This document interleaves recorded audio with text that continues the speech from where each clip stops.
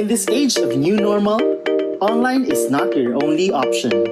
Because new normal means new learning modalities and new learning possibilities. Let Vibal make learning offline possible with Smart Class.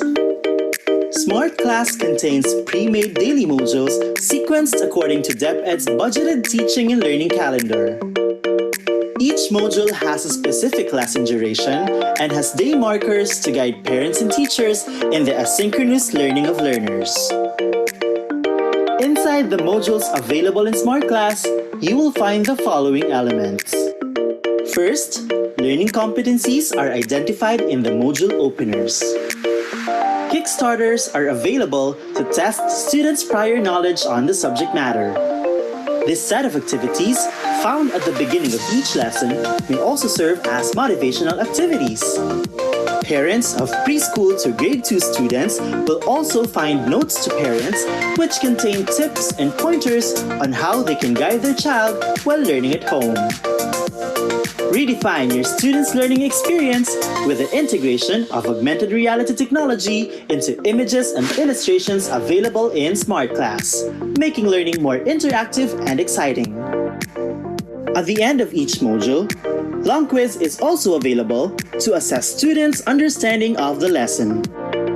Smart Class also features Wrap Up, a lesson ender activity that applies the constructivism theory of learning. In Wrap Up, students are expected to summarize the lesson on their own using a graphic organizer. You may also evaluate the quality of your students' learning by letting them practice their learning in real life through GRASP's formatted performance tasks. The content of Smart Class is designed for the entire academic year, and it is available for 5 major subjects.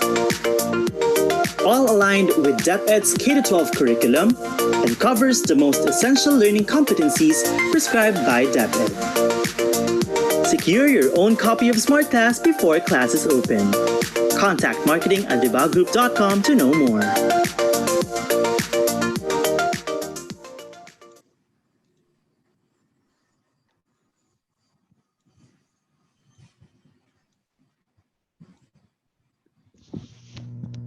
Good day, Kavibal, and welcome to our Reading Literacy webinar series. For the discussion today, the topic will be on correcting and remediating comprehension deficit.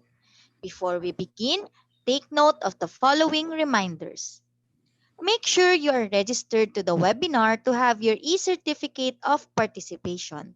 Visit certificate.vibalgroup.com to generate your proof of attendance. Place your questions on the comment box allotted during the session and they will be addressed by our speaker later on. Share the video using the hashtag LearnAsOnePH as our official hashtag to our Vival webinars. Experience learning, Kavibal?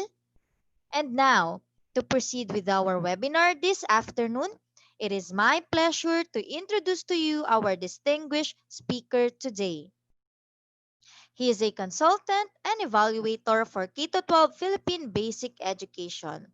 He is a curriculum and academic consultant of Sisters of Mary. Ladies and gentlemen, let us welcome Brother Roderick M. Aguirre. Good afternoon, ladies and gentlemen, and welcome again to a session with me, learning about how we can help our struggling learners and readers specifically be able to cope with their deficits in comprehension specifically. Although I already had a lot of sessions before about teaching comprehension, reading comprehension of narrative text and informational text. I will now focus more on comprehension in general and how we can help our students overcome those. And with that being said, let me share first my my slides with you.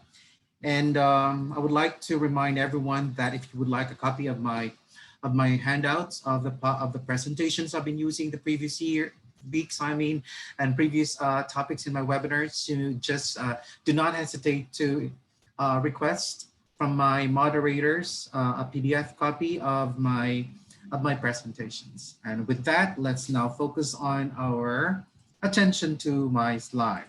So shout out to everyone who's watching right now. Sorry, I wasn't able to prepare a list of people I would like to give a shout out. I was, busy the whole day, the morning until now, and now I'm online. So our topic and title for this afternoon session is correcting and remediating reading comprehension skills deficit. All right. Um, uh, just this Wednesday, I talked about I described who struggling learners are, and I presented a particular framework, how we can categorize and how we can help our struggling learners, struggling readers, and be able to help them cope with these deficits. And we use the framework of uh, the three patterns of identifying different groups of difficulties of students. We have the specific reading word difficulties, we have a specific reading comprehension skills difficulties, and we have at the middle of that, we have the mixed reading difficulties. Okay, so right now today I'll be presenting a new framework, a different way to look at how we can help our students. So what I'm trying to do with this is that every time I present a topic, I present new frameworks and new models and new approaches that we can use, because I do not believe that there is one approach or framework or model that can satisfy and address all the problems of our students as far as reading comprehension is concerned. What I want to do is to beef your knowledge about all of these frameworks, and I will allow you to choose from this plethora of models and approaches, so that you get to have a way of adjusting to the different needs of your learners and different specific deficits of your students. So what we want to achieve with this topic is to help our learners become readers, because as I've been explaining since day one of July of my webinars with Vibal group, um, it would take a lot of literacy skills from our students to be able to hurdle the responsibilities and tasks, to be able to cope with the demands of distance education, being that the core of distance education in the Philippines, as per mandated, as per ordered by Department of Education, would be modular. And on that note, since it's modular, be it online, be it printed, it will require our students to read all of this. And if our students have problems with vocabulary, with decoding, and now comprehension, definitely our students will be a loss in learning from the content areas and learning from the lessons that we have prepared for them.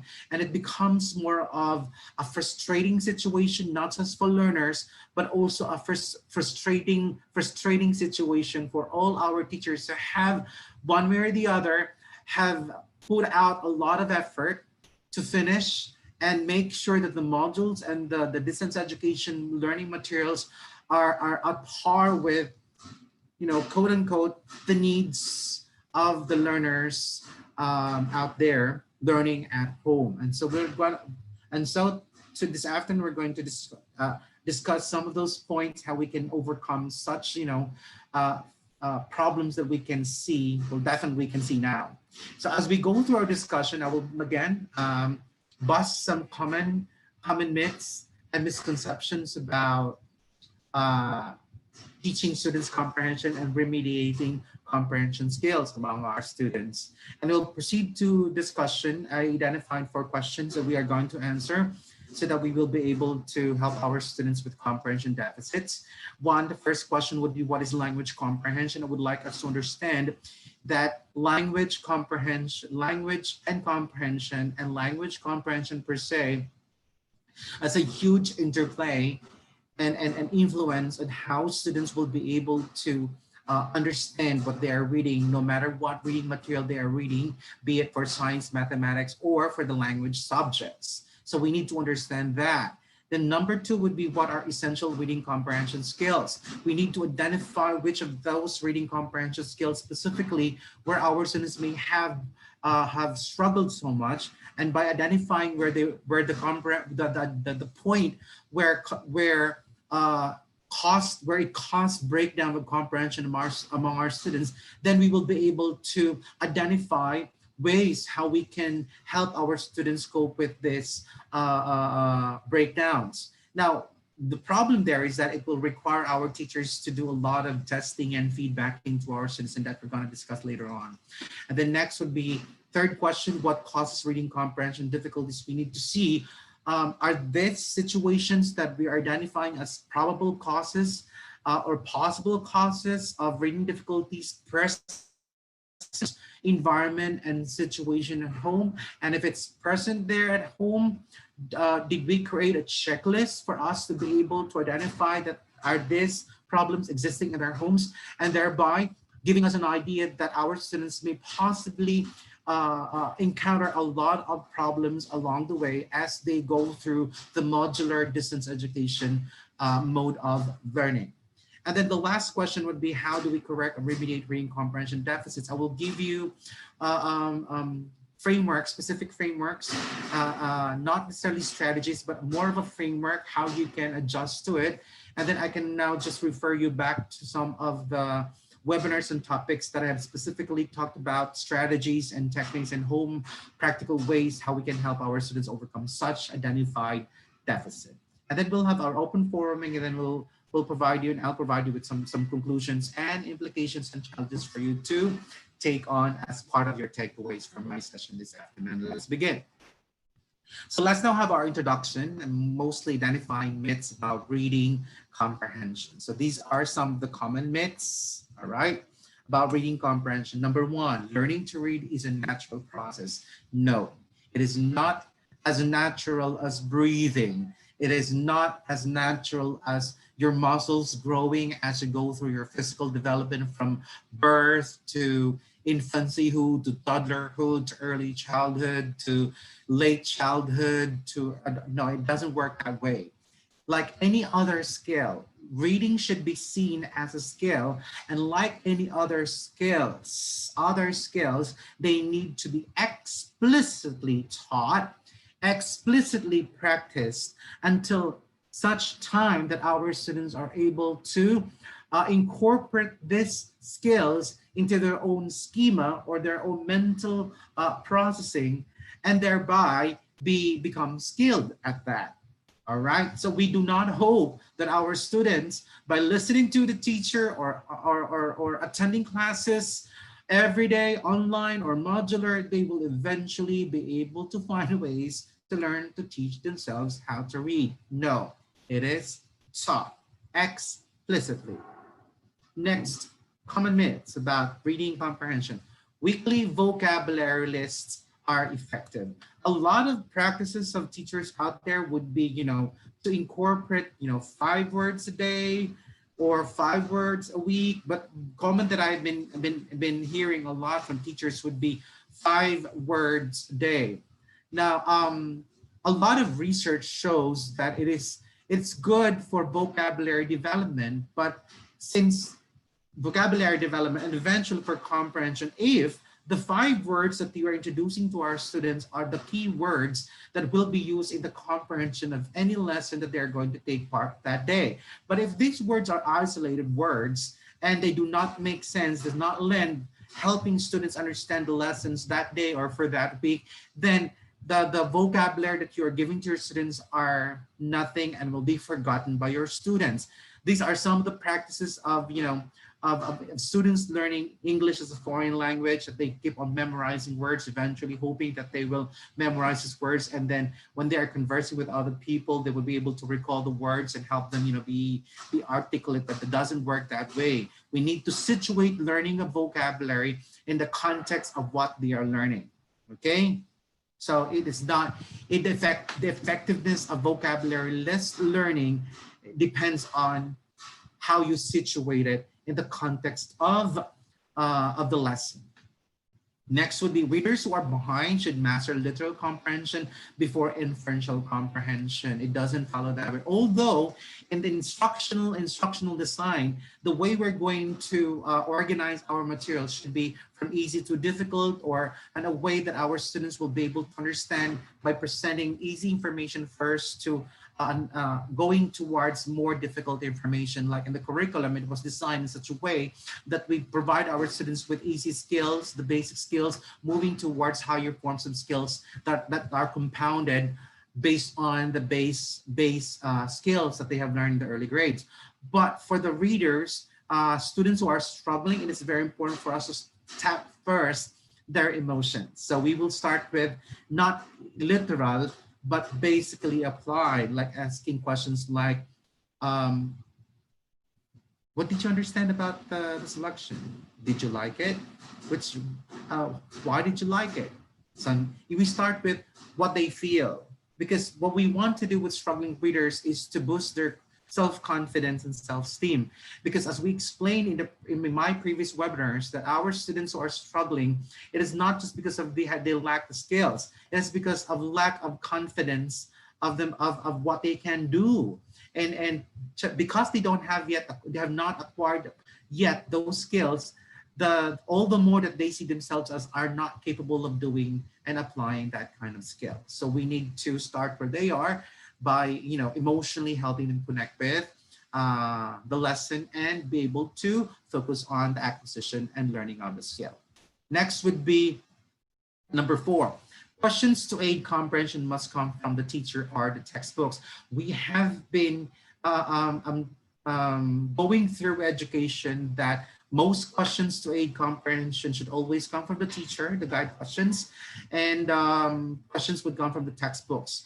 Eventually, if you realize that when you are reading on your own, studying on your own, there are no questions. The teacher is not present, and especially right now that we are doing distance education, the teacher won't be present during the time that the students are doing their independent study and independent learning, and thereby having the idea that our students will no longer ask questions for themselves because the teacher is no longer present there. Or the textbook say some of the questions that they are thinking about are not in the textbook, hence they're just going to set aside their own personal questions. No, what we want our students to realize is that the questions that aid comprehension primarily emanates from the individual readers, because my comprehension, the way I will comprehend, my rate of comprehension, my speed of comprehension would be different from the other students. Therefore, on that note, I will have different sets of questions to help me monitor my own questions. The teachers asking questions to students is helping students formulate those questions on their own, so that later on, students get to realize that this is what the teacher is doing, or what the book is asking them to do, is so that they will be able to formulate their own questions, actively engage their minds in the activity, in the reading activity. Because reading is an active process. It requires a lot of thinking from the students, and a lot of students who are keep on asking themselves while they're reading are actually in the process of comprehending, and it's one of the many indicators of a good reader. Okay.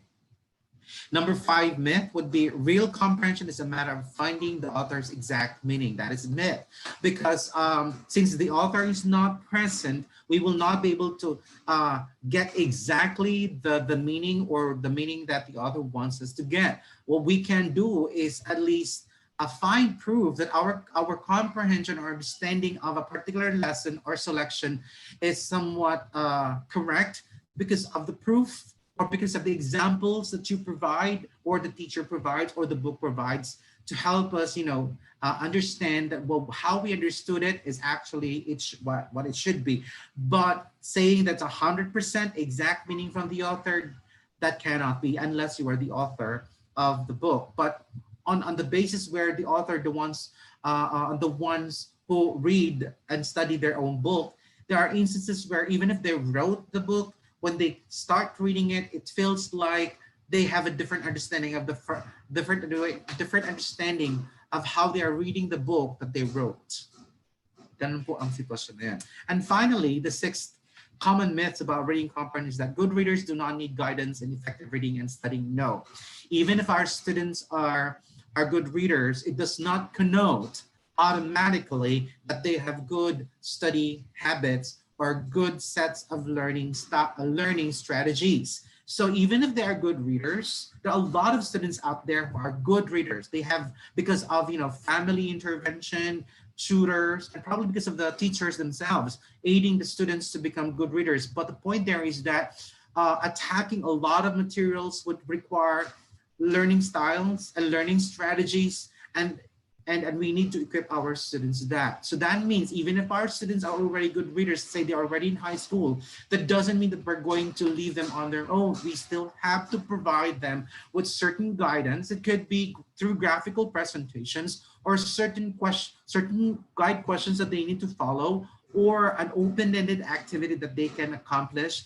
and finish either while they're accomplishing the reading task or after the reading task. It's up to you. The point there is that even if they're good readers, do not leave them on their own, because we still need to provide them with other higher forms of skills like learning techniques, learning strategies, and study habits. All right. With that being said, let's now begin our discussion. So let's now understand the nature of reading comprehension so that we will be able to correct it. Now I'll be presenting to you this first question. What is language comprehension? Let me graphically present to you my answer to this question. All right. So let's say a beginning reader trying to read and study a book from science. Let's say a grade 2 student or grade 3 students, because in the K-12 curriculum, our students from preschool up to grade 3 would be beginning reading, would be focusing on beginning reading program or curricula in Filipino, English, and mother tongue and across subject areas for grade 1, 2, 3. All right. See, this is a student on in the primary level, and this is her thought. Ano kaya ang iniisip ng aming teacher? Di pa nga ako nakakabasa ng maigi sa mother tongue. Pinapabasa na ako agad sa Filipino at English. Language comprehension means, have we exposed our students to the language of what they're supposed to be reading on? Since our students are progressively in the Philippines, we're using multilingual, mother tongue multilingual education framework, that our students are learning many languages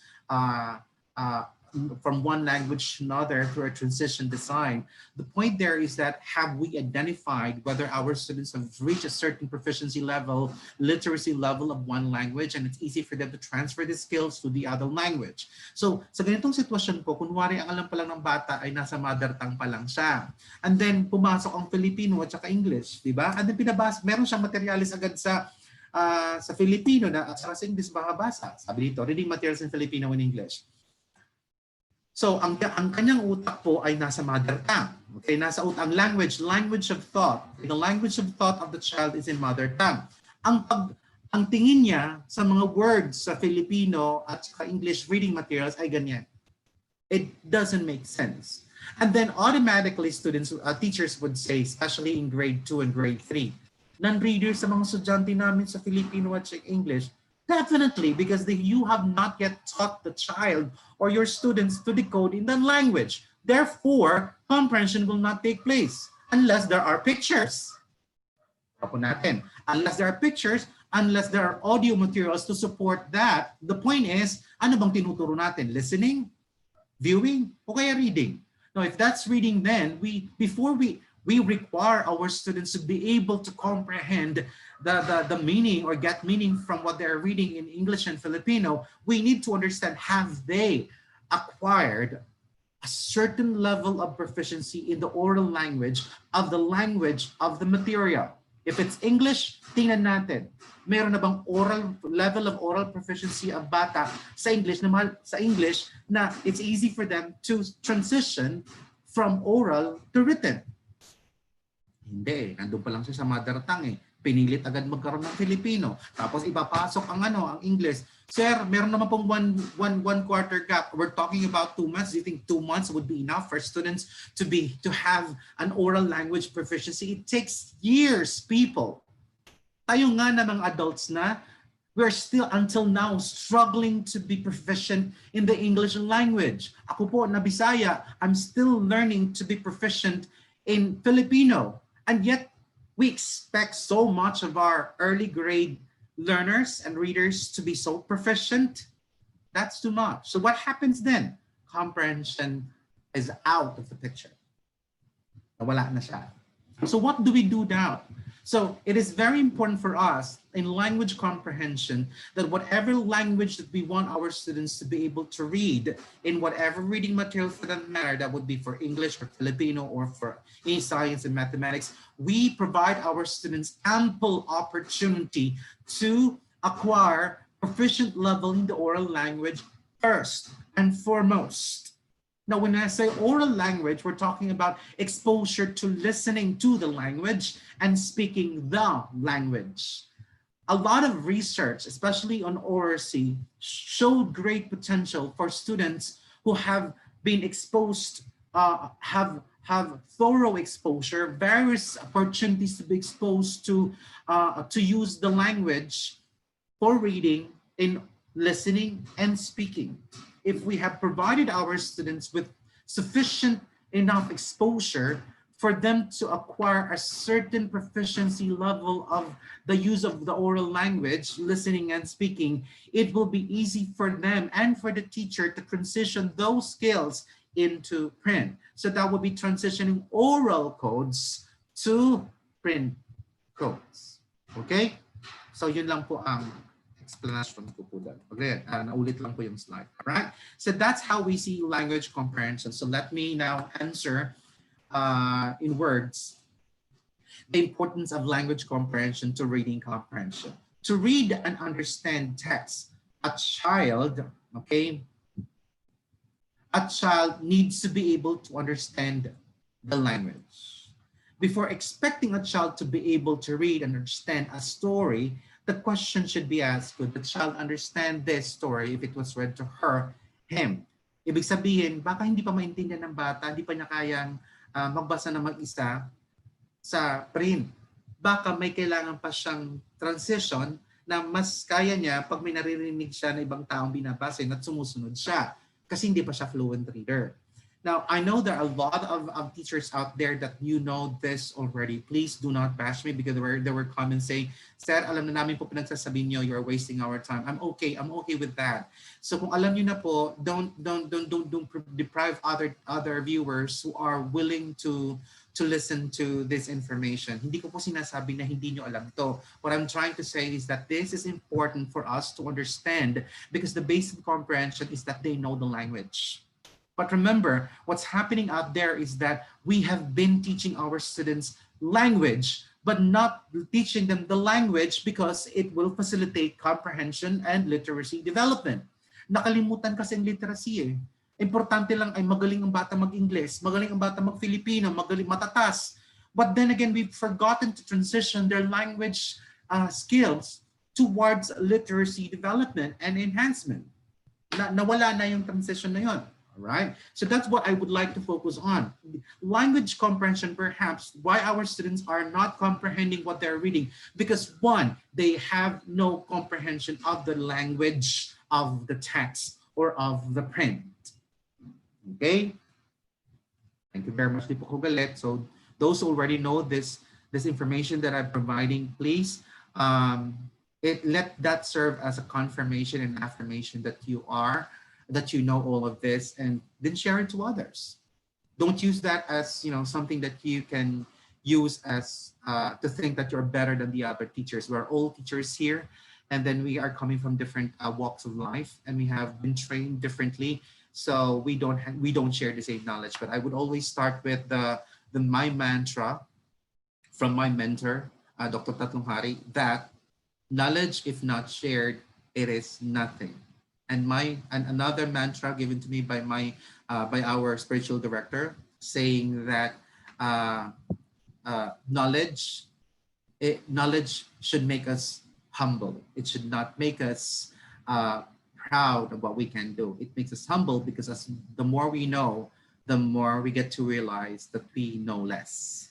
Okay, so let's now have the second question. So we are now able to see the relationship of language comprehension to reading comprehension. And now let's understand the second question. What are the essential reading comprehension skills? All right. So now I will share to you the model or the framework designed by Sebastian Wren, which I've been using thoroughly ever since. As also one of my frameworks when I did my special paper for reading on vocabulary and special and technical vocabulary framework, which I will present to you later on. I will share to you the framework that I designed in 2004, sorry, 2005. This model or framework is called the cognitive foundations of reading, of learning to read. So to achieve reading comprehension according to this model, all right, it goes through foundation of many skills. So ibig sabihin po, kung ang bata hindi makaintindi, hindi agad non-reader ang bata. Maraming pinapanggalingan o maraming pang skills na maaring i-identify muna natin kung saan nagkaroon ng breakdown. So we will now divide into two facets or two sides ang mga skills ng reading comprehension or skills that contribute to the ease of reading comprehension or the ease of students comprehending any reading material for that matter. So we have on the other side the language comprehension skills and the decoding skills. So itong dalawang big group of skills, all right, lend to. Isa lang daw dito sa dalawa ang mawala, reading comprehension will break down. All right? Kung bata hindi marunong mag-decode but may language comprehension, ito sinasabi po natin, just because a child is good in English does not mean that the child could be a good reader. Kaya nga po, that's a fallacy na sinabi ko sa inyo last time on language learning that native speakers, because they are native speakers of English, does not make them good readers. In like manner, yung mga Filipino po, mga native speakers po ng Tagalog, does not make them automatically good readers in Filipino or in Tagalog print. No, it cannot be. So kailangan pa silang turuan ng decoding skills.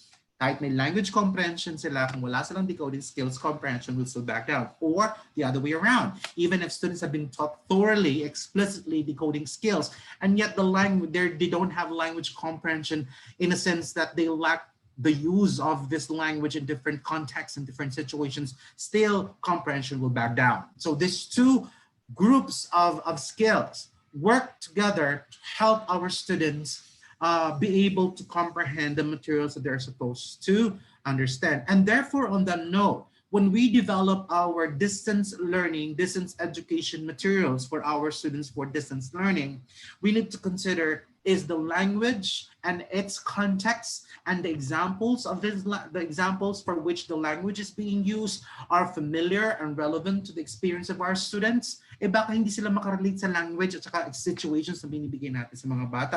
Kahit decoder sila, hindi naman nila interest ang ginamit natin. Alright? So titingnan po natin din yan. So let's now just zone in on language comprehension. What are those essential skills for our students to be able to acquire or be a language comprehender to facilitate reading comprehension? We have two skills.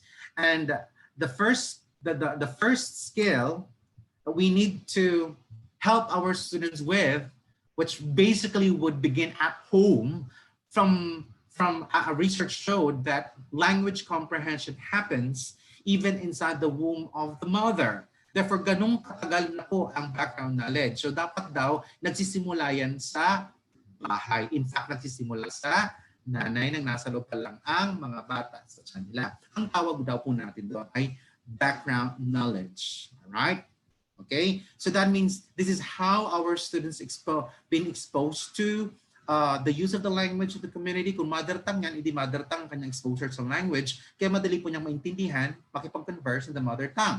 Ngayon, kung ang bata ay pinapabasa po now natin, if we want our students to be able to read in Filipino, especially for those who are non-Tagalog speakers, then we have to provide them with background knowledge on how to use the language Tagalog or Filipino for them to be able to read in Filipino. In like manner, it's the same. We need to provide them with simulations, situations, ample experiences of the use of the language English for them to have a language comprehension of the language English so that it will facilitate eventually to help them read in English. All right. The second skill for language comprehension we need to help our students understand is the linguistic knowledge. They must understand, so linguistic knowledge po can be divided into three. Okay, we have the phonology. They need to understand the sound system, how these sounds work, not just in isolation, not just in the meaningful unit like the phonemes.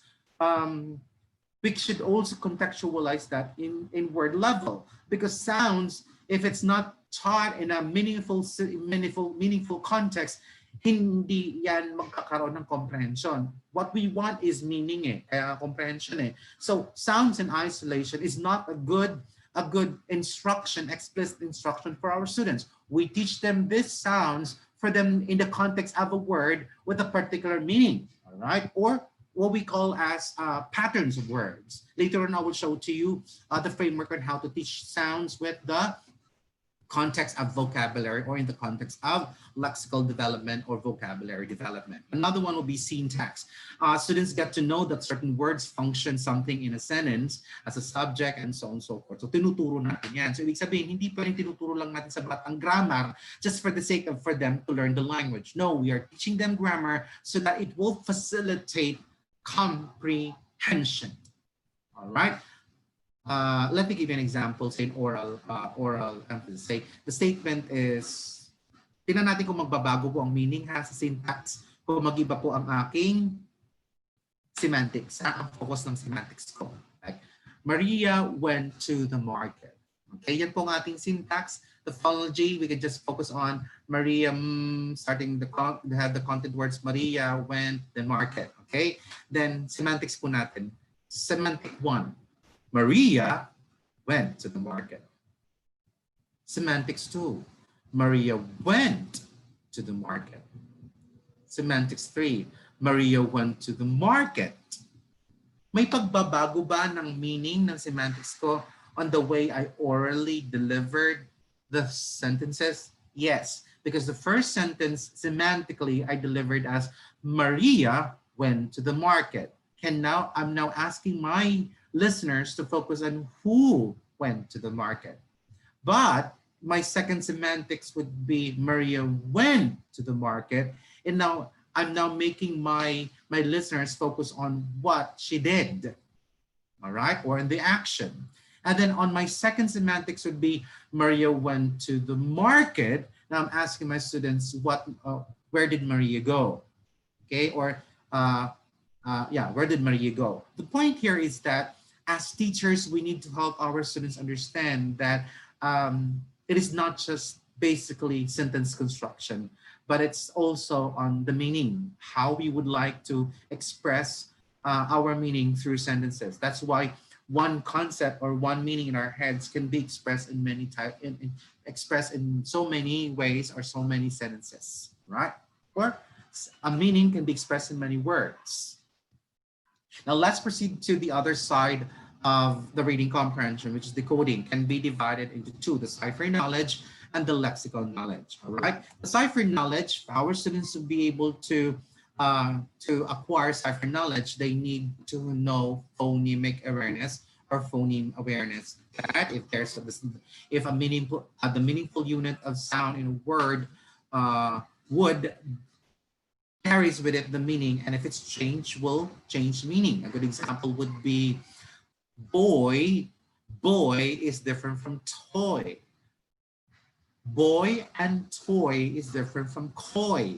So, importante para marunong si estudyante makinig. Kaya nga dapat oral nga exposure to the child. It would be easier for them to read if they're orally exposed to it. Kaya lang po si teacher po dapat marunong mag-enunciate. It requires a good enunciation skills from our teachers, all right? Well, of course, examples and pictures too. I will not go into detail on that because we already had a session on teaching beginning reading. So I would like you to review the webinars, the previous webinars in the BAL on teaching reading, teaching beginning reading, teaching vocabulary. In fact, in this week we had remediating vocabulary. So I don't want to give you so much detail on that because there's a separate webinar on that. So I would like you to visit that webinar so that you would know more about lexical knowledge later on. Okay, so next we have for our students to be able to continue on acquiring cipher knowledge and at the same time lexical knowledge, we need our students' knowledge of alphabet principle. All right, the principle is that there's a rule or there are certain systems of how sounds are stringed together, how these sounds are stringed together to form a word, how these words are stringed together to form phrases, sentences, and so on and so forth. All right, and functions of vocabulary too.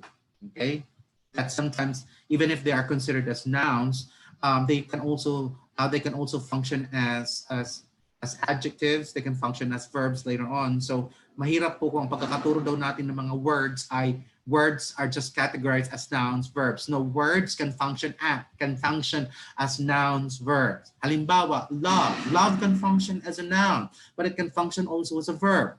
And later on, it can also function as an adjective or a modifier.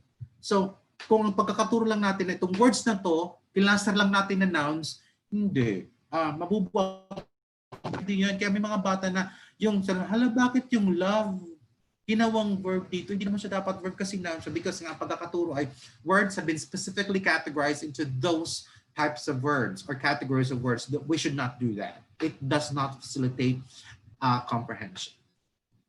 Next would be, of course, letter knowledge. The sound system, of course, we need to teach our students. So, magkapareho po sila halos ng phonology, only that the letter knowledge here is that our students do know that a sound can be represented by a letter.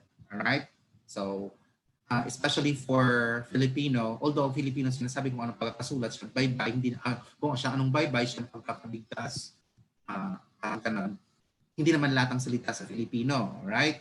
Tapos sa English po, meron tayong mga sinasabi na mga silent sounds and so on and so forth. And we need to teach our students those R-controlled, L-controlled sounds or words. So we need to teach our students that. And that's why the curriculum is very important because they are there to help our students acquire all of these basic skills.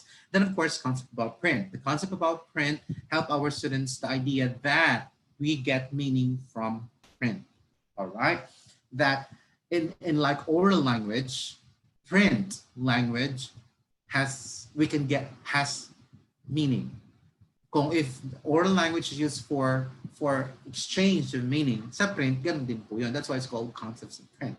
Now, any of this two sides, okay, are not thoroughly taught or were not thoroughly taught to our students, there is a backdown of reading comprehension. So magkaroon lang ng problema sa decoding ang bata, may problema na siya sa reading comprehension. Magkaroon na siya ng problema sa language comprehension, may problema na siya. Kaya ang pagkakasabi po natin, language teachers must teach both the language and how to decode in that language.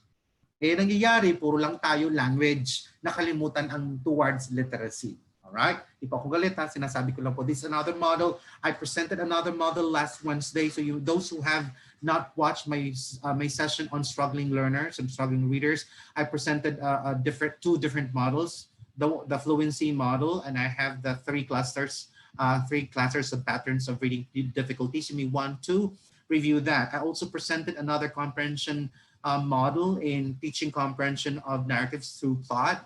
And then we have, I presented another model, which is teaching comprehending informational text or factual text through top 3 levels of information and so on and so forth. So I will not discuss in detail those because I already have I already had a separate topic on that. So I will just focus on language comprehension and decoding for this afternoon. All right, if that's clear now, let's now answer the third question.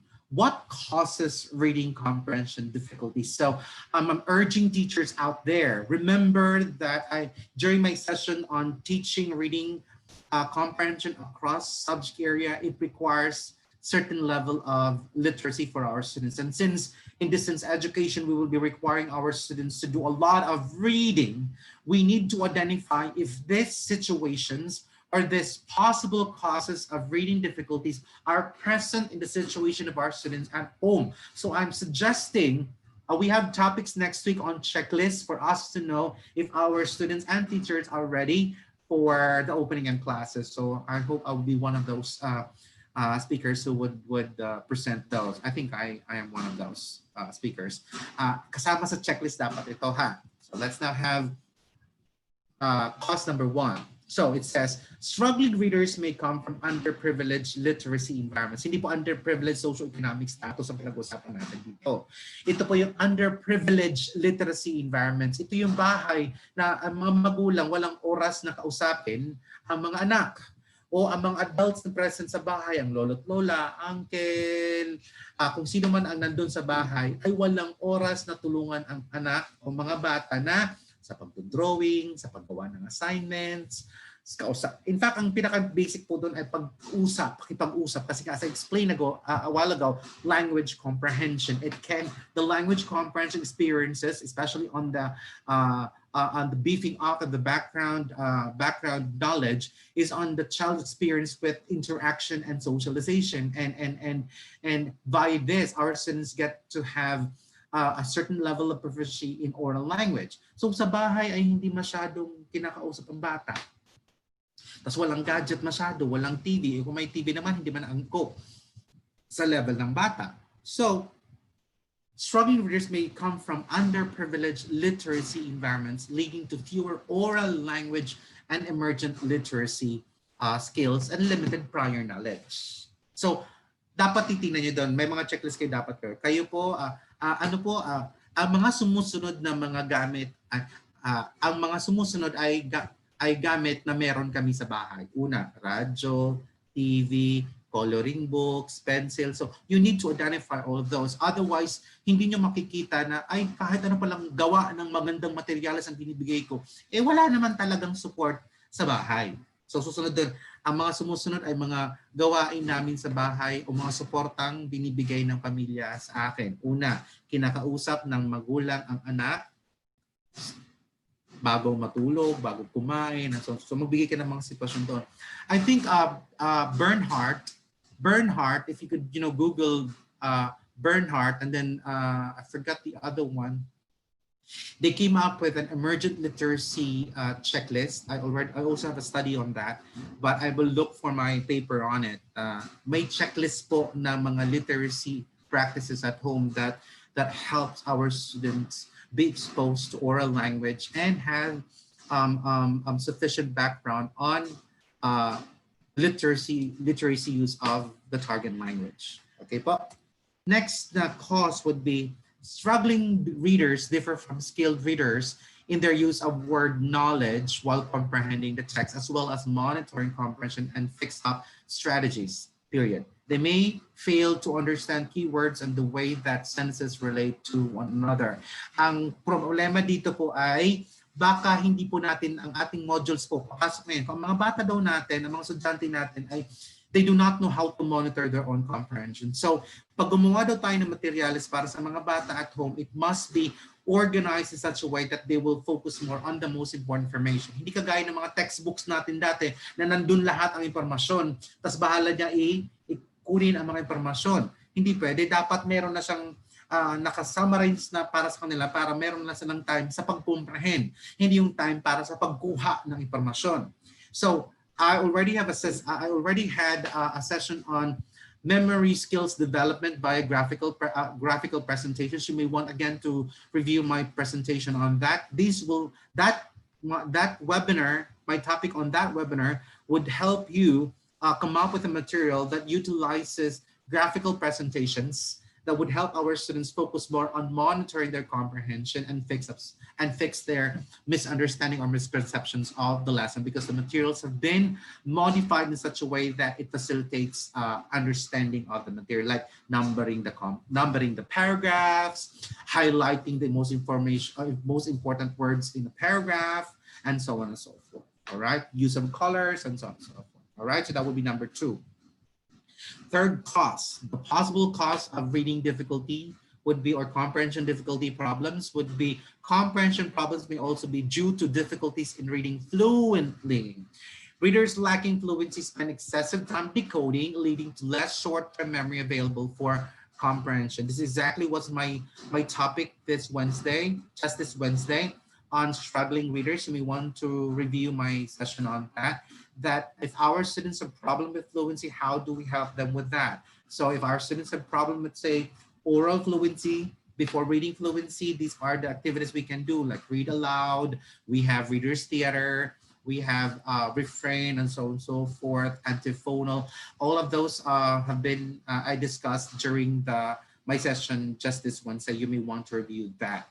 That answers your question number 3, how to handle it. All right. So hindi lang pala sitwasyon sa bahay. Baka may problema sa fluency ang bata na ang nangyari po ay dahil hindi pa siya fluent, nakapokus siya sa decoding. So kung ang daming babasahin ng bata at hindi nyo na-identify na non-fluent reader pala siya, ay frustrating yan. Both students, that becomes a situation that is both frustrating to students and to teachers. All right. Then we have a fourth type of causes of reading comprehension breakdown would be some students need more time to be able to decode well a text in order to comprehend it. Kayo po ba ay nag-identify kung itong text na to ay kayang intindihin ng bata at a certain given? Minsan kasi naisip natin ay yung oras na kaya natin. Maaari po kasing mas matagal po ito sa ibang mga estudyante. One, we need to consider interest. Ito ba ay within the interest? Ang bata daw na walang interest sa isang topic ng isang babasahin, kagaya ko nun ay hindi ko masyadong gusto ang math, ang tagal ko siyang basahin. It will take me more time to study it. The problem is because even if I need more time to it, dahil hindi ko nga siya naintindihan, I will not give time to it. So how do we do it? So we need to make sure that we try to simplify the way we present it. Babalik po tayo sa explanation po sa number 2 na cause. The way we present the material should be it's already organized simply in such a way that it facilitates comprehension. Kagaya sa math po, sa ordinary textbooks po, nakalagay agad doon ang steps ng how to explanation na verbatim, prose po ang pagkakalagay. Baka gawin po natin graphical presentation. So again, we can address this cause of comprehension difficulty among our students. Go back to my webinar on facilitating memory skills via graphical presentation. I have a lot of examples there using graphical presentations. All right, and then we have the fifth and last, of course, common cause of reading comprehension difficulty would be other issues that struggling readers need to overcome include low quality literature. Wala na po tayo siguro mga gawa dyan kung ang ating materials po sa pag-produce ng ating materials po ay brown paper. I don't know how you call that. There's a brown paper. And then, ang pagkakaprint, maraming smudges. Okay? It also lends, it's not so high, prevalent, and determining a number of a huge factor. I mean, a huge factor that would determine struggles from our students on reading. But it also contributes to. So, low quality literature, hindi magandang pagkakasulat ng mga kwento, boring reading materials, walang masyadong pictures that accommodate. Naalala ko tuloy, sorry, on that note pala dito. Bakit nung ang batches po namin, I don't want to mention what year was that. Sige po, mga late 70s and early 80s po. Mga nag-aaral po kami yan. I think konti lang ang non-readers not non-readers, mga struggling readers noon kasi nga kasagsagan po yun ng comics noon, ng liwayway, na ang mga binabasa po namin, madali mag-facilitate ng comprehension dahil may mga pictures, tapos sa mga pictures merong may mga bubble. Tapos nalalaman namin kung ito ay iniisip ng character dahil merong ganon. So, in fact, nung unang panahon ng panahon namin, tinuturuan na kami indirectly ng viewing skills. Kasi nalalaman namin ang mga codes and the way it was laid out, kung ito ay description, di ba? Kung description nasa box, naalala niyo sa comics, nasa box. Tapos kung ito ay naaalala lang, nasa utak lang iniisip ng character, nasa parang cloud, di ba? Basta ganun. Tapos pag ito ay sinabi, nasa conversation bubble siya, di ba? Na talagang buo siya and so forth. So it was easy for us to transition from comics to a continuous text because we were kasi mura lang ang comics nun nirerentahan pa lang yan So pwedeng rentahan, I think that we started with 50 peso, 50 cents na napunta sa 50 centavos, hindi cents. 50 centavos naging piso, hanggang sa naging 5 piso, tapos biglang nawala ang comics. Di ko alam kung bakit. Pero if we could bring back that type of layout of delivering certain information to our students right now in the pandemic, it would definitely address boring reading materials. Baka mas magustuhan ng bata. Kaya mga bata ngayon ay bumabalik sa yung sabi lang, manga. Uy, panahon namin meron na yan. Hindi sa inyo lang ngayon. Panahon namin ng taong yan ay comics. Liwayway. Yung mga binapanood yun ng mga movies ngayon. Yung, ano ba yun? Yung Agwa. Basta merong mga ganun-ganun. Yung Suma. Gusto yung Suma na yun. Anyway, that's trip to memory lane. And inferior classroom instruction. So I would say not just inferior. Ngayon po hindi inferior classroom instruction, but inferior learning environment at home. Balik po kayo sa sinabi ko, sa topic ko po na home scheduling and then conditions at home. Baka po wala po masyadong space for our students to think that this is the place and this is the time for them to actually read and learn from a particular subject area. All right, so these are some of the 5 common causes identified where our students may have maybe the cause of their comprehension difficulties. All right. So with that being answered, let's now move on to the 4th question, which is how do we correct and remediate reading comprehension deficit? Time checks is 2:55, so I think I'm just okay with my time. So thank God. So we're now on the last question. Which is a lot of information here. How do we correct and remediate reading comprehension deficits? Using that framework, the framework of the cognitive framework of how to learn to read, so we'll focus first on if our students' problem on reading comprehension is on language comprehension, then we're going to come up with specific activities on language comprehension. Ang ibig sabihin po kanina, ang bata po ay, di ba, language comprehension at decoding. So, kunwari ang problema, identify natin na ang problema ng bata ay yung language. Hindi pala, may decoding skill siya, nakadecode siya sa mother tongue at saka Filipino. Naturuan siya ng decoding doon. Hindi lang niya matransfer sa English language.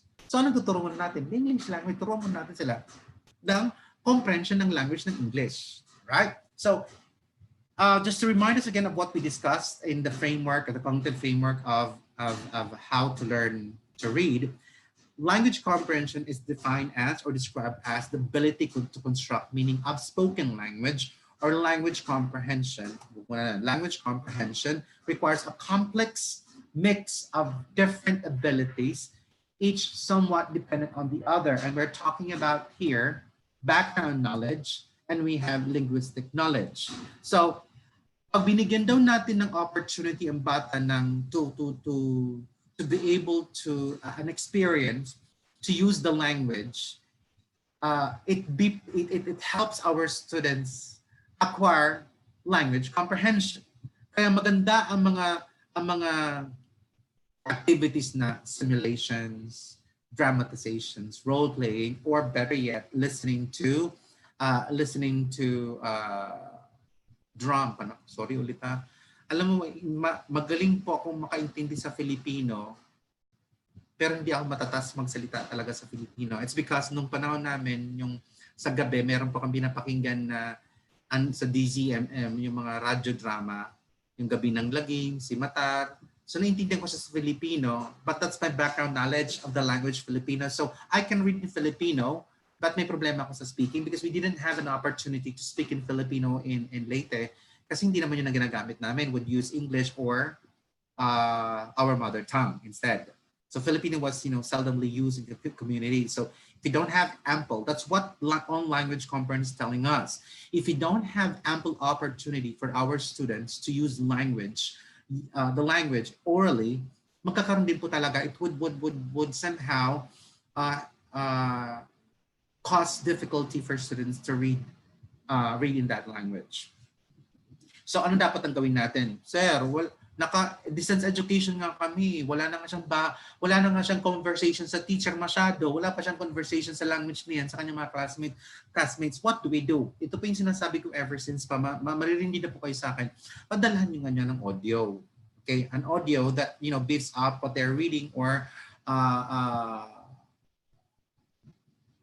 online material na merong graphically presentation na would facilitate the oral language, or they can talk about it. Also, you can also involve the parents in ma'am, sana po kinakausap niyo sa Filipino o sa English ang inyong mga anak para po meron pong ample opportunity for the child to comprehend the language because it's being used at home. Hindi lang po yung mother tongue ninyo sa bahay, hindi also Filipino and English. So pagkaroon po ng support so that meron silang background knowledge on that. So since magkakaroon sila ng background knowledge, it will also help students support linguistic knowledge. Magkakaroon sila ng knowledge of the sound system, knowledge how the words are stringed together orally, and so on and so forth. So madali na siyang i-transfer sa print or written language. Now, once students are learning a lot of linguistic knowledge, there's an opportunity for them to ask questions like, Nay, anong ibig sabihin ng? May mga ganyan mga bata pag nakarinig sila ng bagong word, they would ask them, Nay, anong ibig sabihin nun? Tapos, pag nagkamali sila ng gamit, the adults would correct them. Now, the point is, involved po ang mga adults sa bahay. May tanong po sa akin si Sir John noon, nang challenge niya sa akin, distance education is, Sir, paano kung walang-wala talaga sa bahay? Wala nga silang gadgets, walang TV, walang radyo, wala nga kuryente, sir, walang kuryente. Tapos ang mga magulang, wala rin kasi nagtatrabaho, magsasaka, mangingisda. Tapos pag mag-aaral po siya, mag-isa lang sa bahay, siya lang po. Sabi ko, ano naman ang mga kapatid na mas matanda? Sir, nag-aaral din kasi distance nga sila lahat. Oo nga naman, paano gagawin natin nun? Wala pa akong sagot dun kasi hanggang ngayon po ay nagre-research pa rin po ako. Pero ang sinasabi ko lang po dito ay, kunwari umuwi na ang mga magulang sa mga bahay, maaaring hindi po during the time that students are doing their learning as scheduled by Department of Education or the private school at home, siguro pag uwi ng mga magulang, siguro naghuhugas sila ng pinggan o kaya kumakain sila, mag-usap-usap sila gamit ang wika na yun. Sabi ulit ni Sir Jan, sir, hindi nga marunong mag-English ang mga magulang, paano gagawin natin? Ayan naman tayo O di ang sinasabi ang tawag natin doon ngayon ay intergenerational literacy program. So ibig sabihin, how can we help our students become literate in the language if our parents in the community are also not literate in that language? So ang tawag po natin ngayon dyan ay dapat ang gobyerno ay gumagawa ng intergenerational literacy program. Ginawa po namin yan sa PNU. I proposed a program for intergenerational literacy program sa Baseco. And it was fruitful because the parents were there kasi ginawa lang namin home ang style, and then the LGUs were helping us. If we can do that. So, isa yan sa pwede natin gawin. Kaya lang, ang isa sa mga nakita naming problema ay we need to come up with 30 minutes lang po yun. Once a week lang namin ginagawa sa mga magulang na kasama ang kanilang mga anak. So, they are learning with the kids. Kaya lang po, may face-to-face interaction. Mahirap po kasi turuan ng mga magulang. Hindi pa nga sila marunong magbasa sa language na yon. Tapos sa mga bata, ganun din po, tapos walang face-to-face interaction. That's definitely a struggle. May ginawa po yun sa amin noon ng panahon nila Marcos. Sorry, I'm not endorsing Marcos though. Pero he was the president then. Ginawa po ni Marcos, nagkaroon po ng matagal na brownout sa amin. Ang ginawa po nila ng mga local government ay meron every Saturday night na pasine. May pasine sila mayor noon. So nanonood kami. Tapos it started, pati mga magulang nanonood noon. So it facilitated conversations among students and parents. And when we got home, nag-uusap-usap kami. Tapos we explore certain words in Filipino na anong ibig sabihin kaya niya, no? Nang sinabi niya, agoy, agoy, aroy, aroy, aroy. So it started the conversation. Now, I think the point here is that on language comprehension, especially in the distance education right now, and in situations where kids will be with families and parents whose literacy level on that language, like Filipino and English, ay wala rin din po. We need the help of the government, of the local government, to support that. And I hope that the division offices and the regional office have thought of this. Kasi kung ang teacher lang po ang problema niyan, hindi niya po kaya yan. It takes a lot of effort and synergy and collaboration and involvement from all stakeholders concerned, because that would be outside the capacity of the teacher and outside not just the capacity of the teacher, outside her budget. At kung siya lang ang mag-isip ng ganyan, naku, Sabi ko sa inyo, susuko ang ating mga teacher. Dahil on language comprehension, it is kaya nga background knowledge, nasa community, nasa bahay. Linguistic knowledge, dahil sa experience and background knowledge, they go hand in hand. Anong ituturo ng teacher ng mga sounds? Hindi, wala kulang ng experience sa mga bata sa paggamit ng wika na yan. I will stop there. I think you got my point.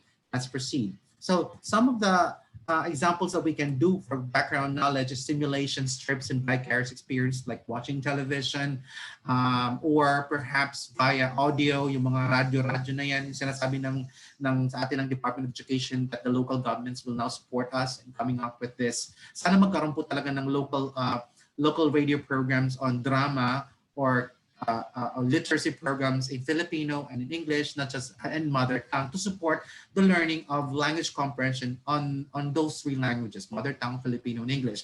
If not, the teachers will be at a loss how to overcome students' reading comprehension deficit caused by non-language comprehension.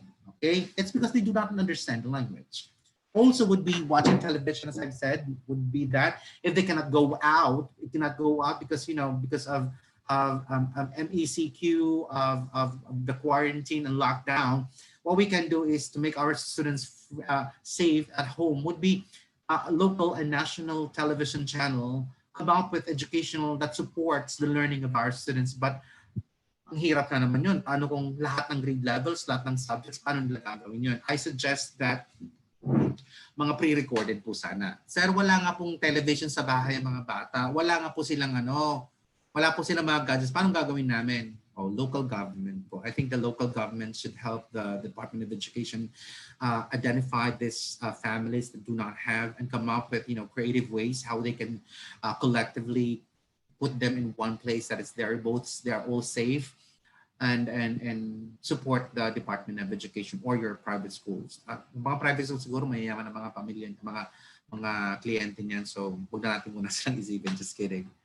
Pero madali nilang isipan yan. But for the public school kasi very varied, profound pa nga. Hindi lang varied but profound ang mga sitwasyon ng bawat estudyante. Hindi nga lang sa sitwasyon pa ng pagiging poor ng mga estudyante natin, mayroon pang mas poor. Sa mga mas poor, may poor pa. Sa poor pa, may poorest of the poor pa talaga. I have seen that and it breaks my heart that a lot of politicians do not see this.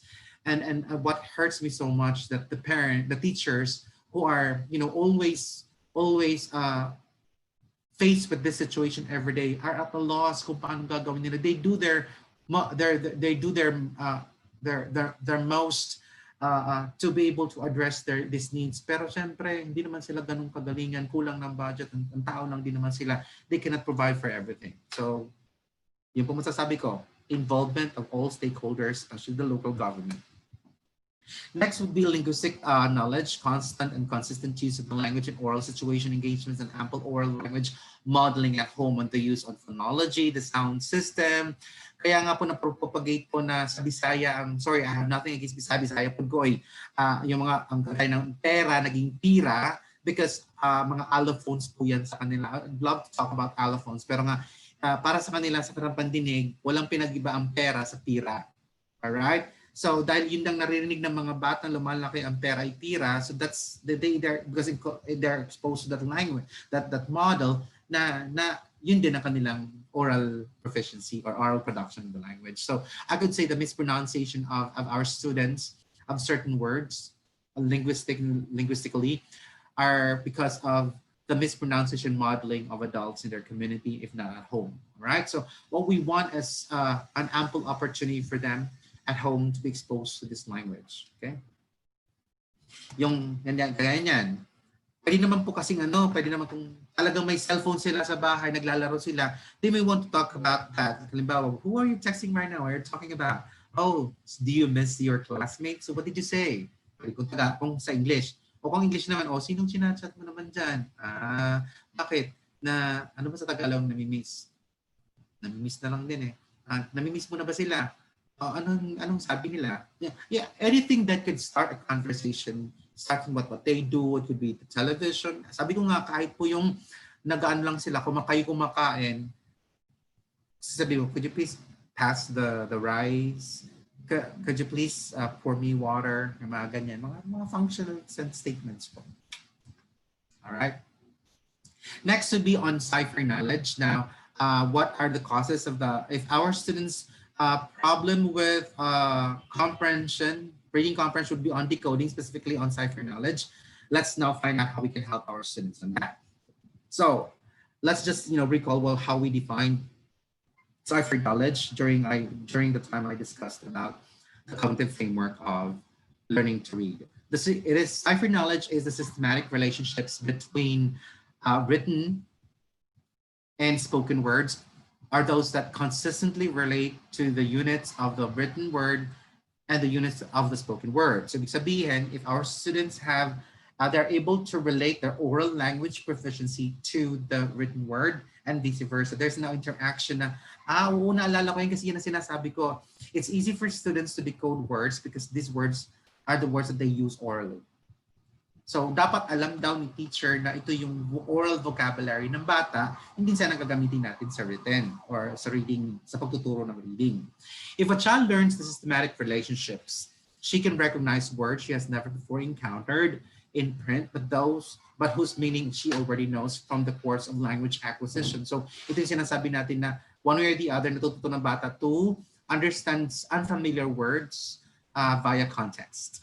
This is a typical situation for the child learning to read. Kaya dito tinuturo natin yung mga synonyms, antonyms, structural analysis, and so on and so forth. So how do we do that? I would suggest phonological awareness continuum, all right? That we teach our students activities on listening. So it will start with listening.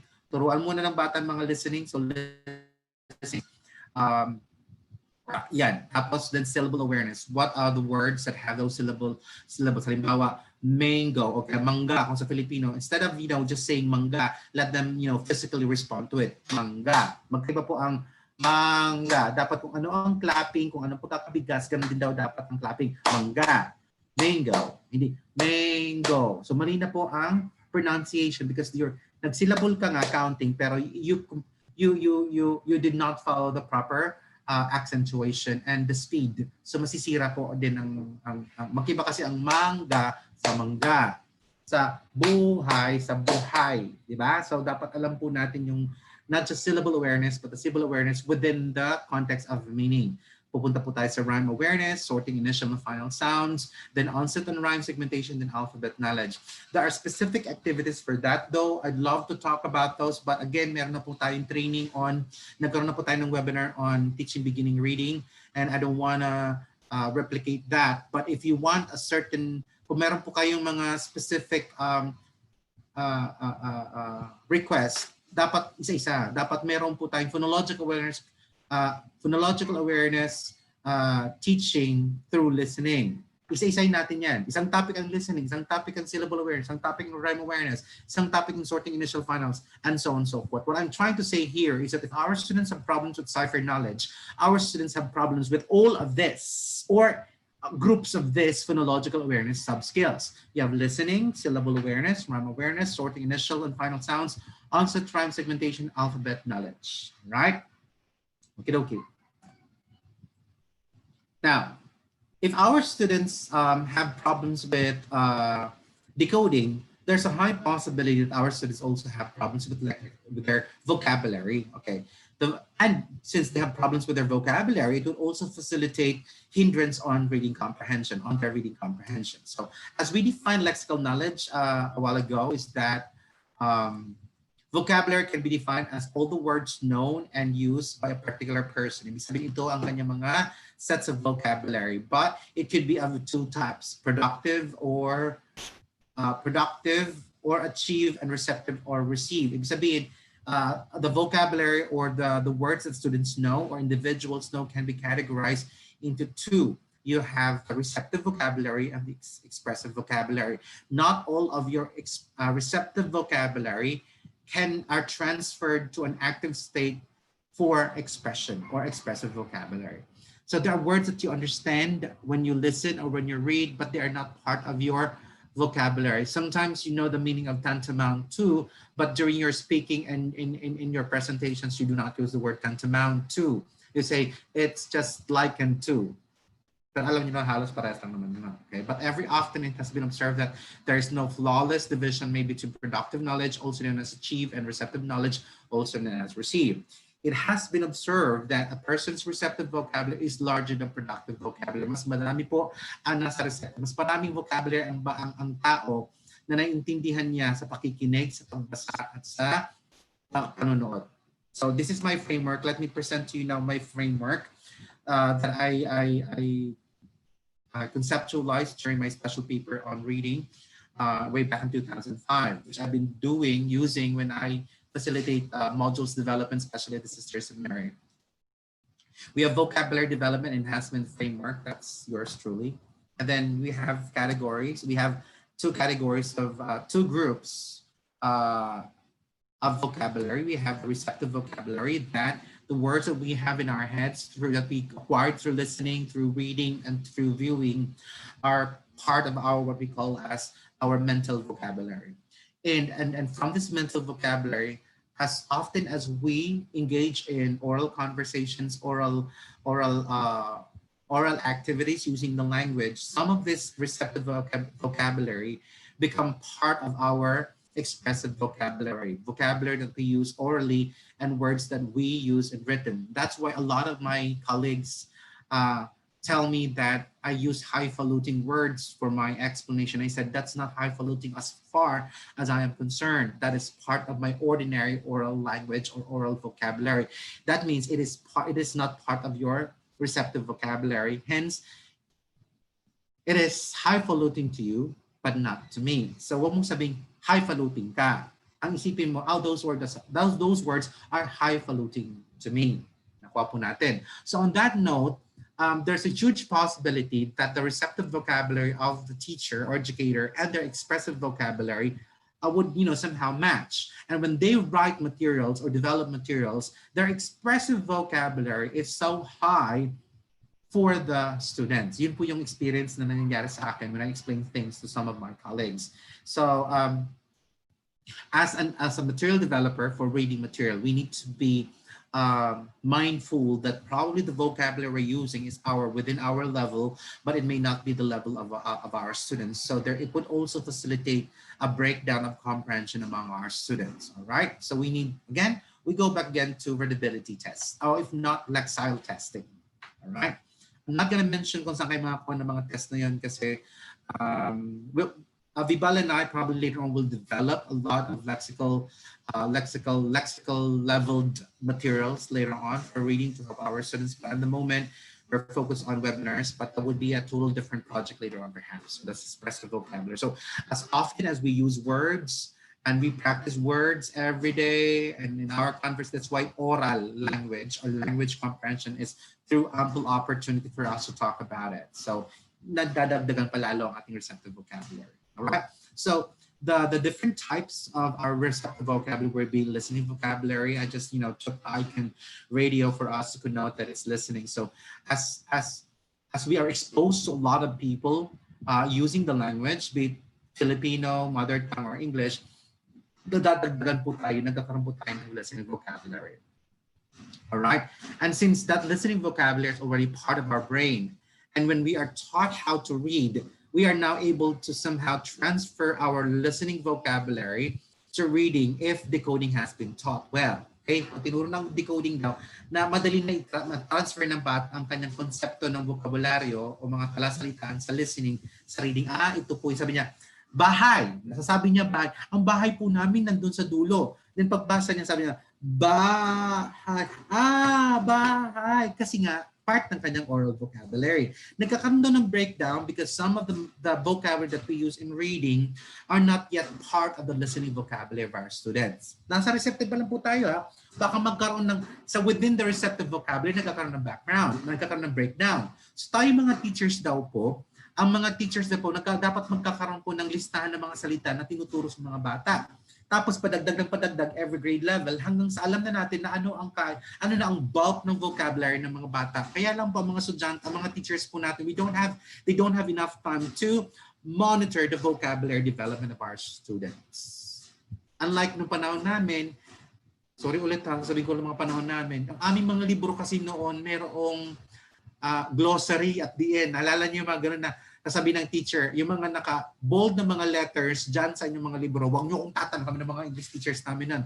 Huwag niyo kaming tatanungin kung ang mga words na yun, anong ibig sabihin ng words na yan. May glossary ang bawat libro ninyo. Kung ma-encounter niyo yung word na yan doon at hindi niyo maintindihan sa sentence na yan, tingnan niyo sa glossary. Ganun kadali po ng panahon namin. At there are some books right now na instead of having an end glossary, they define those words within, there are marginal notes in the pages, nandun ang definition of words. But then remember, those are the writer's perspective of words that, they think students may struggle with. But there are still other words that students may struggle on. Diba? Hindi natin alam pa.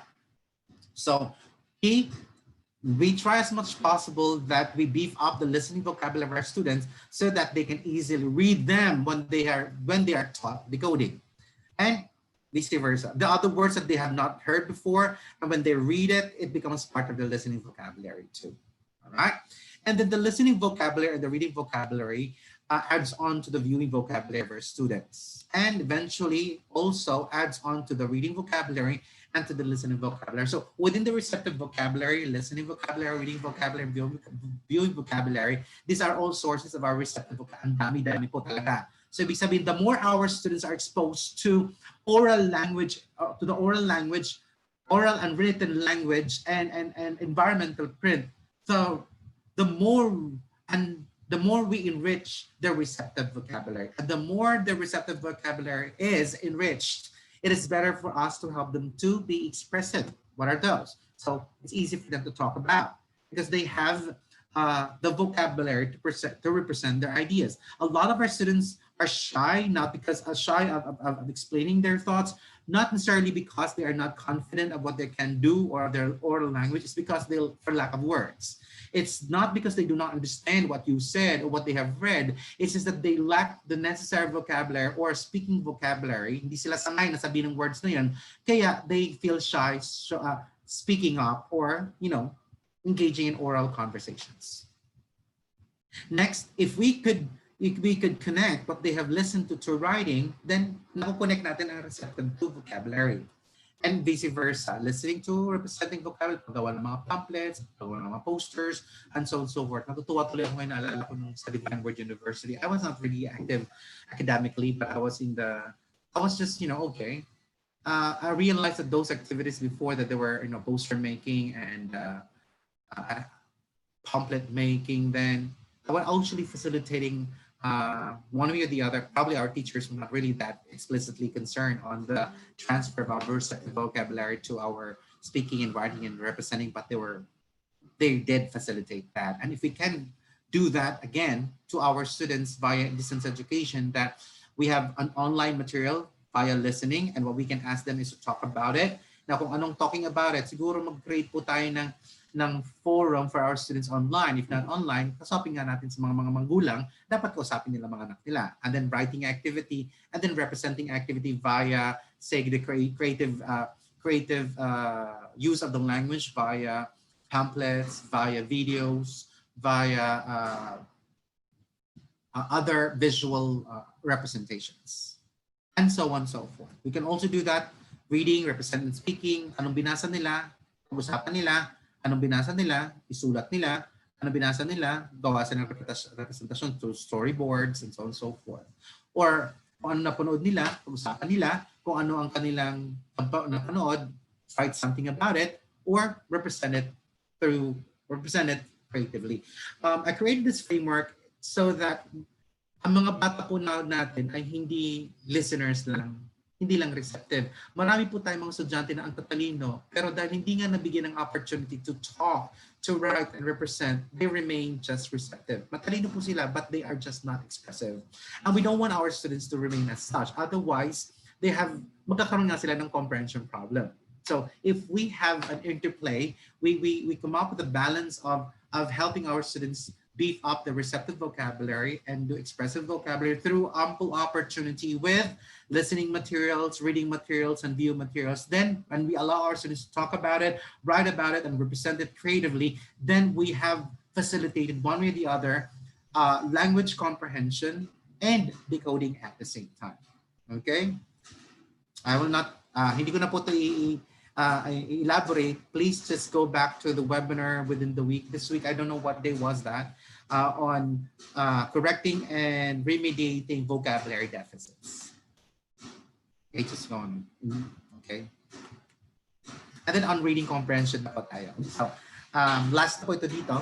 So, paano kung ang students they already have enough language comprehension skills and decoding skills, and yet mabagal pa rin sila mag-comprehend, okay, for their grade level. So let's understand what reading comprehension is all about. Reading comprehension is a skill with a knowledge with a knowledge base just like all of the elements that support it, and as such it can and should be taught explicitly. The teacher can help the students develop an appreciation for different types of reading comprehension like literal comprehension, inferential comprehension, and evaluative comprehension, and the different types of text, expository, narrative, formal, informal, and can introduce a child to differences in literary genre.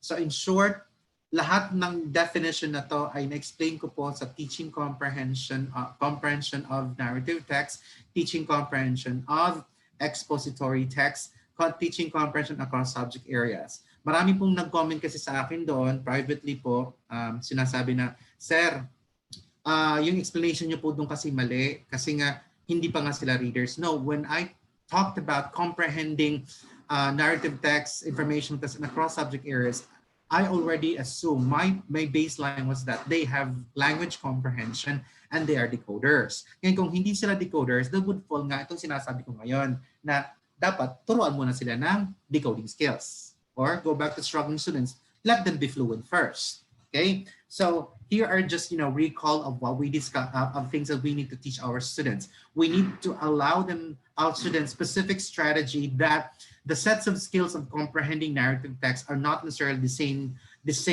strategies when they comprehend informational or factual text.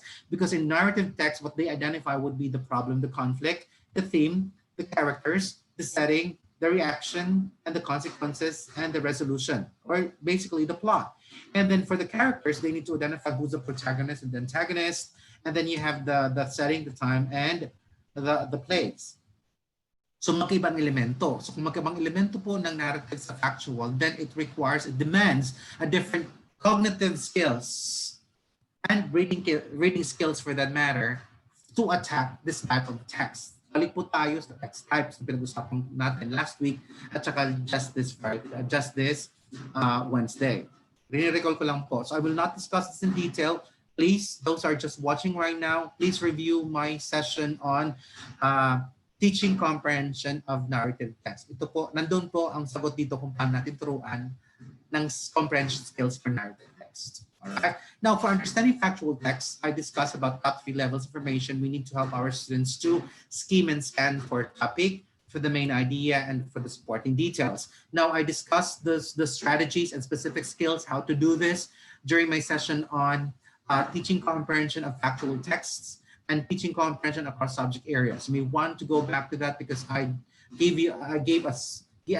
presented lots of strategies and presented a model how to help students have overcome and acquire comprehension skills of factual texts. Additional to that, we need to teach our students scheming and scanning for information. Nag-demonstrate po ako niyan doon sa sessions ko, making inferences, predicting outcomes, making generalizations, making summaries. Magbigay pa rin ako mga samples na mga ganyan, making outlines through graphic presentations, making connections to their experiences, to their background knowledge, and then monitoring comprehension through the use of questions. Ang tawag ko po doon ay the 3-level guide questions. So you go back to my topic on teaching comprehension across subject areas using the ERICA model or effective reading in the content areas. Okay, with that, I'm now ready to entertain questions from you guys. It's 3:28. Yeah, Jillian, do I have questions? Thank you very much, Brother Roderick. Now we Yes. will proceed to the question and answer portion. So our first question is from Anthony Dean. Students will be using capslets prepared by their teachers in school at home scheme. How can teachers correct? Sorry, Jillian. Hello? Hello, Jillian. I did not hear the first statement. Okay, hold on po, brother. Ayan, Okay. clear na po? Okay. Okay, so the first question is from Anthony Dean. Students will be using capslets prepared by their teachers in school at home scheme. How can teachers correct their understanding of something and develop their comprehension skills? All right. As I've mentioned again, first muna, how do we facilitate the comprehension of the materials that you provide them with at home? So dapat naka-structure na po ang inyong materials na talagang pang-comprehension. Hindi yung hindi kagaya ng dati na pag-present po natin information yan sa klase, buo na lang siya. Dapat naka-facilitate, like chinang po natin na chunk into parts lang muna. Halimbawa, ang suggestion ko nga is question answer formats. So kung ang question format po natin, nakachunk po siya to answer certain questions, and the questions are based on the learning competencies that they're supposed to acquire and be able to absorb during the duration of the understanding of the module. Now, on checking of the comprehension po, I really highly suggest on creating comprehension assessment. Alas, that's not part of my topic yet, but I think after next week, we will have topics on assessments na po. So, importante po na tama rin po, may assessment po tayo. Now, there are many what we call as formal assessment and there's what we call as creative assessment of comprehension. Now, since they're at home, they will be bored with just formal assessment tools. We can come up with creative assessment tools later on using graphic organizers, graphic presentations, pictures, and videos that would facilitate assessment and monitoring of their comprehension without necessarily making them feel that they are being tested. So that's my answer to you, sir. Hello. Thank you for that. For the development for the structure of the materials po, nag-suggest po ako ng ERICA model, effective reading in the content areas, how we can present our materials in such a way that it facilitates comprehension. Hindi po siya kapareho ng presentasyon po natin ng mga bata nasa school or ng mga regular textbooks na dire-diretso ang impormasyon. Sa model na present ko po nung teaching comprehension across subject area, nagbigay pa ako ng ano ba ang unang ipapresent sa lesson, ano yung susunod, tapos paano gagawin yun para maintindihan ng bata, anong gagawin afterward. So you may want to go back to the effective reading in the content areas model that I presented last week. That was Friday last week on teaching reading across content areas. Thank you very much. Thank you very much, brother. Our next question is from Marvin San Juan. What Marvin. reading intervention should we give to learners who read well yet lack comprehension? Paano read well tapos lack comprehension? Are you telling me that the language, was it on language comprehension or may problema sa decoding? Kasi hindi pwede, we need to identify specifically. So sabi mo po ay they can read well pero comprehension. Ibig sabihin decoders po sila kasi nga pag nagbasa sila orally, ang ganda pakinggan. Pero pag tinanong mo sila walang comprehension, baka yun ang gusto niyo sabihin. So ang tawag po natin doon ay, ang estudyante po natin ay decoders. They are fluent readers but somehow they lack the comprehension skills that would be able to connect to the text. Ibig sabihin baka kulang sila ng, kung ang pinag-usapan ko halimbawa, ang binabasa po nila ay nasa mathematics, pero ang mathematics kulang ng real life situation. So mahirap, they can decode pero hindi sila makarelate sa sinasabi doon. So that's why a lot of students struggle so much in math and science because some of the examples are not relatable. Okay, kaya nga importante, meron po sanang facility po na sana kung magbibigay tayo ng example, meron po siyang concrete example that students may be able to relate to. Halimbawa, kung lesson po natin sa mathematics ay on discounts, baka gusto natin sabihin ng discounts sa pagbili ng mga toys sa department store na merong 15% discount. Yung mga ganun ba na, hindi sabihin na a book, basta mga samples pa na very highly abstract na hindi makarelate ang bata. Maring they are able to decode, but because the language comprehension is compromised. Remember, the elements of language comprehension is background knowledge, okay? Background knowledge and linguistic knowledge. Baka naiintindihan nilang language pero kulang sila ng experience. So the theme or the topic of your example or what they are reading is not, they cannot relate to it. Okay? So baka ang gusto natin gawin po dito ngayon ay uh, mag-simulate po na tayo, mga simulations, or better yet, ang sinasabi po natin ng mga, let's provide them with ample motivational activities to prepare their minds. Kaya nga pang motivation po natin na hindi puro lang emotional, dapat cognitive. Ito rin matagal ko na sinasabi sa mga teachers namin sa Sisters of Mary na hindi nag-aangkop ang inyong motivational activities to prepare your students mentally. Alam ko po na hindi na mayroong emotion din po at saka meron pong ding physical motivation. Pero if your students are required, if you're asking your students to think about, say, projectile of the spaceship, yung space shuttle from one point on Earth going to the moon, projectile ang ginagawa nila. Okay? Baka gusto mo nang papanoorin mo sila ng about astronauts and how a rocket launches here on Earth para magkaroon sila ng idea. Kasi mahirap umintindi ng isang bagay na nadidecode mo pero wala ka na masyadong experience. Mag-struggle po ang bata. So hindi lang po sa decoding may problema ang bata na magkakaroon. There's a possibility that they do not have yet an idea of what is in the text. A good example would be ang bata na hindi pa nakakasakay ng airplane, sample lang po ng airplane, pag binasa niya ang sentence about riding on an airplane, hindi siya masyado makaka-relate. Siguro madidecode niya, pero hindi siya makaka-relate. So hindi siya magkakaroon ng idea on it. Ang tawag po natin doon ay vague po ang kanyang comprehension. Ang tawag po natin doon ay partial schema on the selection. Meron po tayong sinasabi na full schema. So kung full schema po ang mga bata, madaling po niyang maintindihan. May decoding siya at naintindihan niya agad kasi may background experience sa binabasa. Pero kung bata na mayroong partial, kailangan si teacher magbigay ng dagdag na support para maintindihan ng bata ang theme or context ng binabasa ng bata. Ngayon, kung bata naman ay may sinasabi po natin no schema at all, so anong gagawin natin? Magpo-provide ka muna ng experiences. Kaya sinasabi ko dati is mas maganda po na ang mga bata po ay mas maraming social experiences, if not first-hand, vicarious po. Para po mas madali po nilang ma-comprehend, not just decode, but also comprehend the theme and the content and the context of the reading material that they are attacking or studying on. Thank you very much. Thank you, brother. Our last question is from Miss Lisa Tabuada. Which do you think we can comprehend well? Reading a story or listening to a story?